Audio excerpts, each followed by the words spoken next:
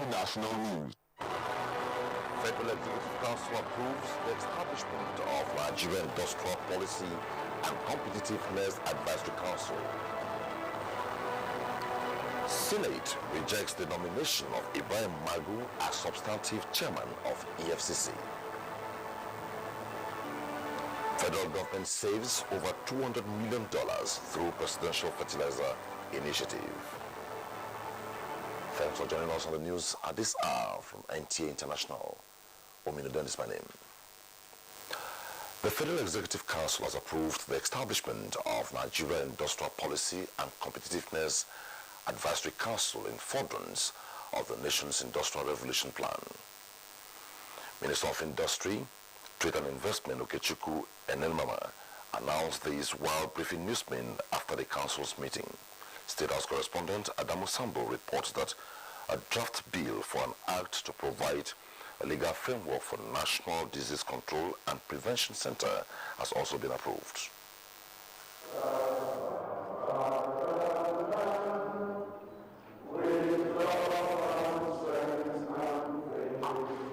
Presided over by President Muhammadu Buhari for the first time since returning from his vacation in London, the Federal Executive Council meeting considered and approved the memo for the establishment of the Industrial Advisory Council. To be chaired by Vice President Yemi Oshimbaju, the Council has, among other objectives, of assisting the government in formulating policies and strategies that will enhance the performance of the nation's industrial sector. Industry, Trade and Investment Minister Okechukwu Enelmama said the high-powered advisory council is a critical pathway towards achieving the desired industrialization as one of the key pillars of the National Economic Recovery and Growth Plan. There is an increasing body of evidence that when government partners with the private sector, it's not either or, that you get better results. So what we're doing here is to make sure that this government has a council at the highest level for interacting with industrialists and the private sector. And it clearly will build on whatever has been done. We are taking away from what was done in the past. In the present, that engagement is needed, and we have the council for doing it, to work together to make sure we achieve our industrialization goals. And I think you see better results going forward. I don't think anybody can give us one example of a purely 100% government enterprise that has succeeded better than partnership with the private sector. Even in the First Republic, the companies you're talking about, either the textile mills or the cocoa industry or Nigerite, it was partnership between the governments and the private sector. But most importantly was that what drove this was the provision of infrastructure, power, water, roads, and the continuous engagement between the government and the private sector.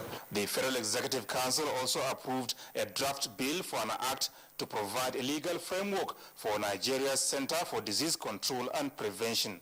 This, according to the Minister of Health, Professor Isaac Adewole, is a conscious decision towards moving forward the nation's agenda for public health intervention. Our Center for Disease Control is a frontline agency that has been recognized internationally. It has been designated as the Regional Center for Disease Control in West Africa. It has also been designated as the Regional Center for the African Center for Disease Control and Prevention. All we have done today is to provide the legal framework for this agency so that it can validly perform the role that is expected of such a frontline intervention agency. It is patterned after the United States Center for Disease Control and Prevention, which was established in 1946. So the whole concept is not new. What is new is that we decided to move ahead with it in Nigeria. Established since 2012, the center constituted a major force in combating the outbreak of Ebola virus disease as well as Lassa fever in different parts of the country. Also at Wednesday's meeting, Information and Culture Minister Lai Mohammed briefed the council on Nigeria's plan to bid for the hosting of the World Congress of the International Press Institute in 2018. Meanwhile, the Minister of State for Aviation, Hadi Sirika, is appreciating Nigerians, especially air travelers and carriers, for their understanding and cooperation so far in respect of the relocation of services from the Nnamdi Azikiwe International Airport, Abuja, to Kaduna International Airport due to ongoing repair works. We are into negotiations with other airlines, Nigerian carriers, and that we will be able to go into London and Kaduna daily, just like the British Airways was doing in Abuja. Everything that the federal government of Nigeria ought to provide in Kaduna has been provided. So therefore, operations into and out of Kaduna is safe, secure, and of course efficient. The minister assured Nigerians that the government will keep to its promise of restoring flight operations in Abuja in the next 5 weeks. From the State House, Adamu Sambu, NTA News. The Senate at Wednesday's plenary rejected the nomination of the acting chairman of the Economic and Financial Crimes Commission, EFCC, Ibrahim Magu. In a voice vote after his appearance before the Senate, the plenary rejected his nomination as substantive chairman of the commission.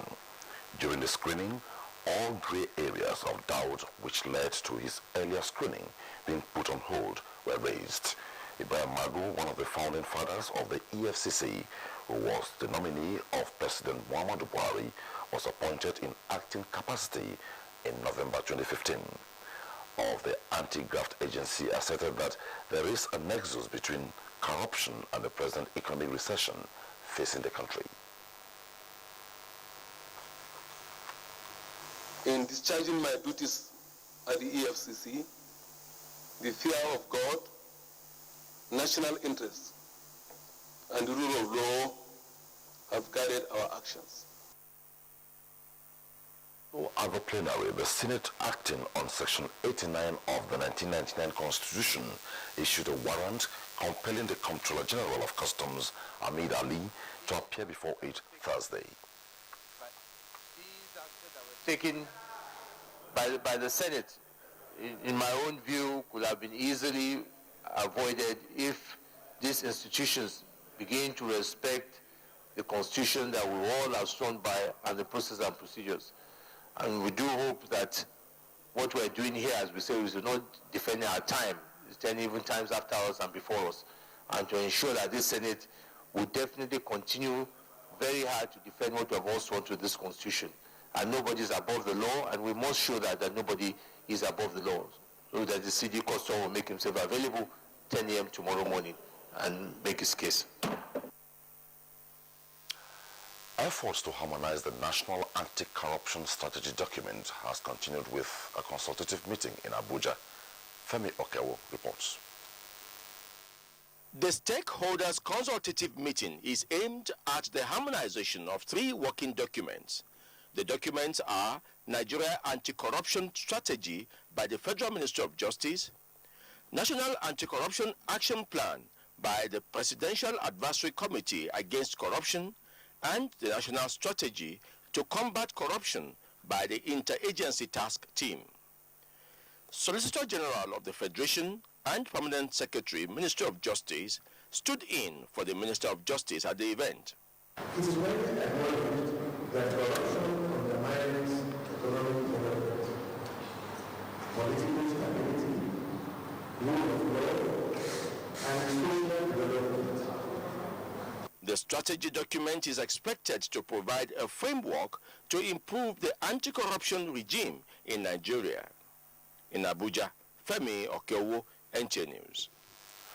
The National Assembly has advised the governments of Kaduna, Zamfara, and Taraba states to seek ways of resolving the communal crisis in their areas through reconciliatory measures to ensure lasting peace in the 3 states. The Chairman, Senate Ad Hoc Committee on Southern Kaduna Crisis and other parts of the country gave the advice when he received the report of the Kaduna State Government on communal crisis from 1928 to date.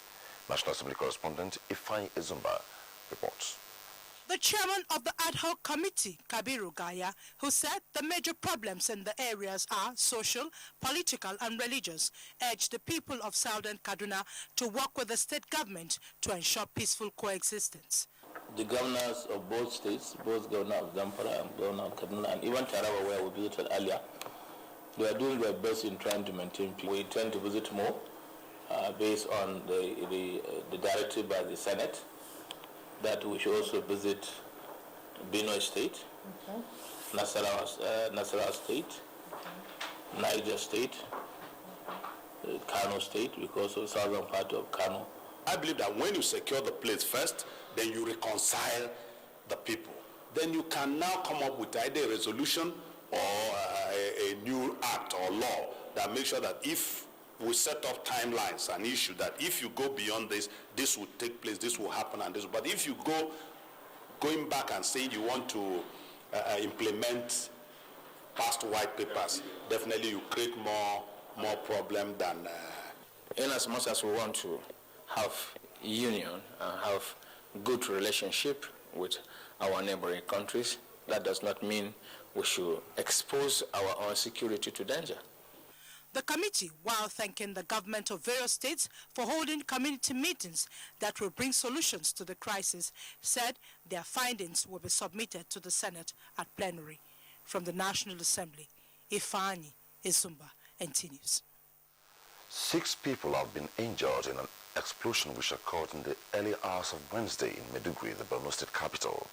The National Emergency Management Agency confirmed this in Abuja, explained that the deceased are 4 female teenage suicide bombers and 2 men.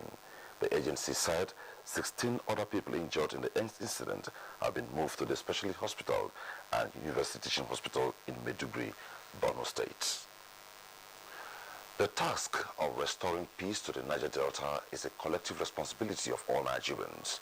This, the Inspector General of Police, Ibrahim Idris, believes must be pursued without sentiments. He stated this while playing host to members of the South-South Zone of the National Youth Council of Nigeria.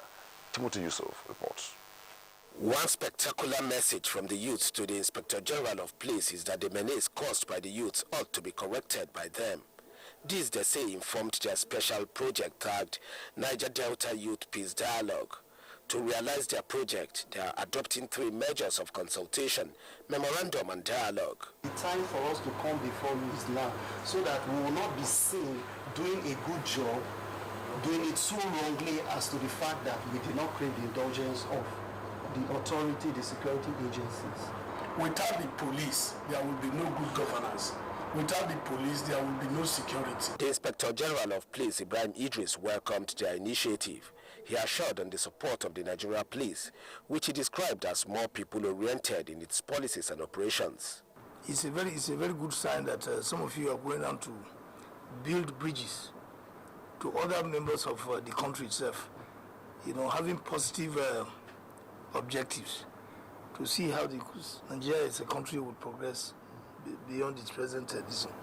The IGP implored them to promptly report any act capable of breaching the peace of the society to the relevant authorities, stressing that a stitch in time saves 9.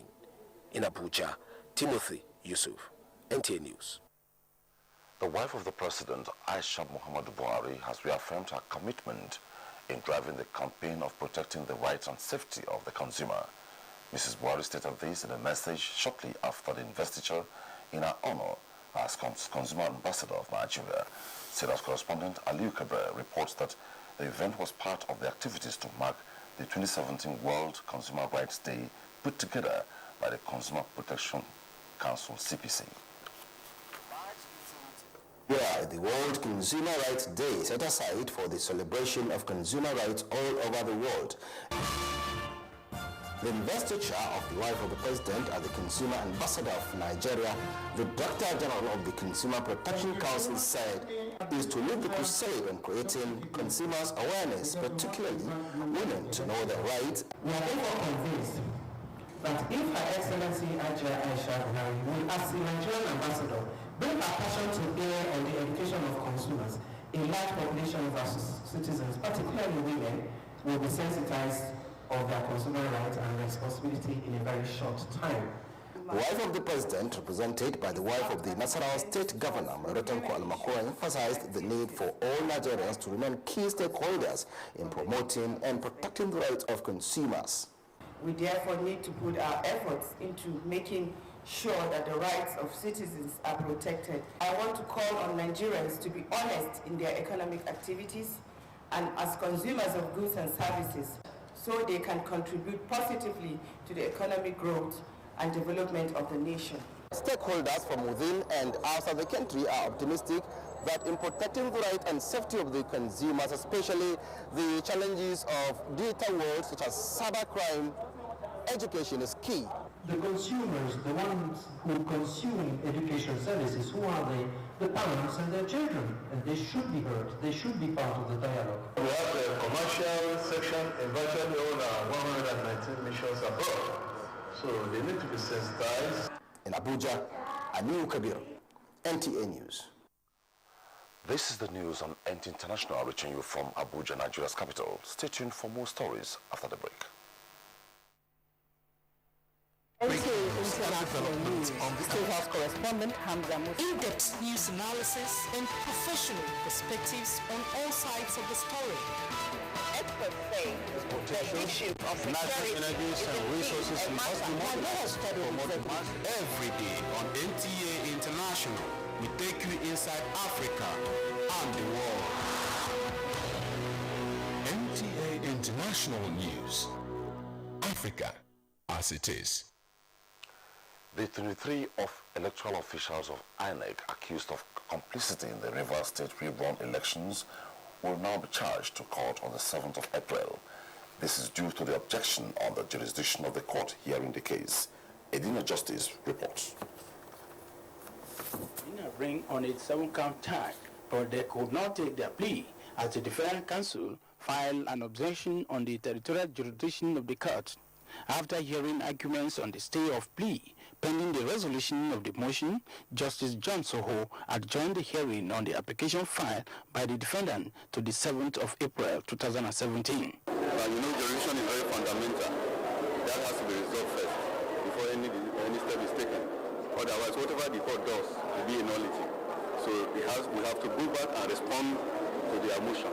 The 23 INEC electoral officials are in court following their indictment by the Police Investigation Panel on the December 10, 2016 National and State Assembly rerun elections in Rivers State. The panel, led by DCP Damian Okoro, submitted its report on the 7th of last month, where it alleged that the officers compromised in their line of duties and the sum of over 111 million naira recovered from them. Edina Justice, NTA News. The Abuja train station have been on the high pace amidst tight security since the closure of the Nnamdi Azikiwe International Airport a week ago. Oyina Kalwoka has an update. The once quiet junction leading to the Idu station is now busy with heavy vehicular traffic and presence of security officials stationed along the road. At the train station, no fewer than 15 policemen and civil defense corps with sniffer dogs were sighted. The register for passengers riding to Kaduna to connect a flight had more than 30 names, with more passengers indicating their names as at the time of this report. All passengers en route to Kaduna International Airport by rail are being conveyed in specialized coaches once they are able to present their etiquette free of charge. It's great. I said, how will I not go through all this rough travel and all that? But I think they made good arrangements. Better than the road experience I had yesterday. Federal government dedicated 2 coaches out of 4 coaches to passengers riding to catch a flight. Since the closure of the Nnamdi Azikiwe International Airport in Abuja, the number of train passengers from Abuja to Kaduna have increased. When we started on Wednesday last week, very few passengers connecting their flight turned up, but for now I'm telling you that we have more than 100. The Nigerian Railway Corporation, NLC, has increased the number of its trips from 2 to 3 times daily from the Idu to Igasa train stations in Kaduna since the closure of the Abuja airports. Oyinaya Kalu Oka, NTA News. Moving on to business news now. Trading on the floor of the Nigerian Stock Exchange closed this Wednesday on a positive note. Chukwunenso Nwabweze has details of this and more from the financial sector. Thanks for joining us on Business News. With business activities at its record high at the Kaduna International Airport, figures released Wednesday by the Federal Airports Authority of Nigeria revealed that more than 16,000 air passengers were transported through the airport 5 days into the closure of the Nnamdi Azikiwe International Airport, Abuja, for repairs. Head Corporate Affairs, Federal Airports Authority of Nigeria, Ibrahim Bwala, disclosed that 352 aircraft successfully landed and departed the airport's domestic and international terminals within the period. Meanwhile, data released Wednesday by the Office for National Statistics shows that the United Kingdom's unemployment rate fell to its lowest level in over 40 years in the last quarter of 2016. The unemployment rate was down to 4.7%. From 4.8%, the lowest since the summer of 1975. The period recorded 1.58 million unemployed people, 31,000 fewer than what was recorded in the third quarter of 2016, and 106,000 less than the figure recorded in the fourth quarter of 2015. Let's now take a look at how the equities market fared this Wednesday.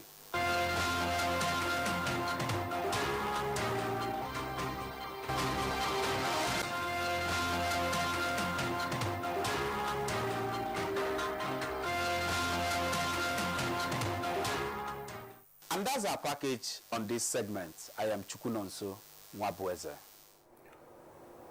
Officials of the Nigerian government, led by the Ministers of Foreign Affairs and that of Interior, were in South Africa at the beginning of the week to interface with Nigerian residents in that country with a view to checking future xenophobic attacks. The delegation visited business premises and homes of Nigerians attacked during the xenophobic incident in February, suggesting the establishment of an early warning mechanism to regularly dialogue to prevent such incidents. Oyemi Ajayi, who has an update, reports. Visit by the Nigerian Ministers of Foreign Affairs and Interior could be said to be quite busy and hectic one at that.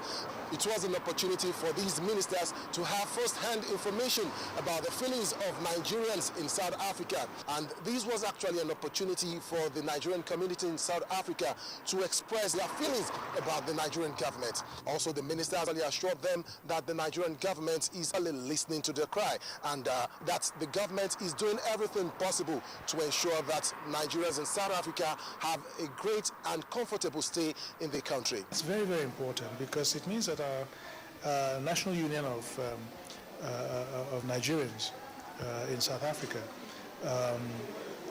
will be able to communicate immediately all their grievances, their demands, and also warn South African government to the highest level of any impending crisis. Nigerian Minister for Interior Abdurrahman Dembazao revealed that the Nigerian government is looking at the extension of the passport validity of Nigerians from 5 years to 10 years, and it was amended by the Nigerian community in South Africa. The foreign minister also assured that the Nigerian government will not sleep with their eyes closed concerning the cry of Nigerians in South Africa, revealing that based on the discussion he had with the Minister of International Relations and Cooperation in South Africa, xenophobic attack might be just a thing of the past against Nigerians and any of the nationals in South Africa. Yeah, well, no, the message we're taking back is essentially this, that we have agreed with the South African government to establish a mechanism that we believe will prevent future xenophobic attacks. From Pretoria, South Africa, Oyemi Ajayi, NTA News. The federal government will save over $200 million through the Presidential Fertilizer Initiative, which is meant to address corruption in farming inputs supply chain. Musa Babali reports that the Growth Enhancement Scheme program of the Federal Ministry of Agriculture is to be subsumed into the initiative. The issue of subsidy before, that was what killed the fertilizer. The issue of affordable fertilizer, that is answer. Affordable fertilizer. Not a fertilizer at a very low price where the farmer himself will go and sell it and get profit. The Presidential Fertilizer Initiative, which is a partnership between the federal government and Fertilizer Producers and Suppliers Association, provides a platform where government subsidy goes directly into the production of fertilizer. Under the system, 7 blending plants in Kano, Kaduna, Plateau, Niger, Funtua, Lagos, Ebonyi are to produce 1.5 million tons of fertilizer for 2017 wet and dry season farming. Any state in Nigeria can pick from here, can pick from any of the 11 blending plants in batch 1. So by the time we move to batch 2, we're going to be about 13 blending plants. In batches, it will be increasing. Minister of Agriculture and Rural Development, Adu Ogbe, said Nigerians owe it a duty to ensure that the products are not smuggled out of the country. We want this fertilizer to be applied so that agriculture can flourish, the farmer can make money, the price of food can be reasonable, and Nigeria can be self-sufficient in food production. When you are improving yields, you are improving production, you also have to reduce costs. That will give better profit for the farmer, and that will make him produce more, and that will make him competitive. The Presidential Fertilizer Initiative Committee are to ensure that all plants abide by the agreements signed with the government. From Dutse, Jigawa State, Musa Baba Aliyu, NTA News. Moving on now for reports from outside Nigeria with Oku Epeyon. We begin from Ethiopia, where the government has lifted parts of the state of emergency imposed in October, while claiming the restoration of law and order in parts of the country. The Ethiopian Broadcasting Corporation on Wednesday cited Defense Minister as saying that arbitrary arrests without court orders and conducting searches without court papers will stop. Also being lifted are bans and restrictions imposed on radio, television, and theater. And in the USA, court hearings in Hawaii and Maryland on Wednesday could decide the immediate fate of President Donald Trump's revised travel ban, which is set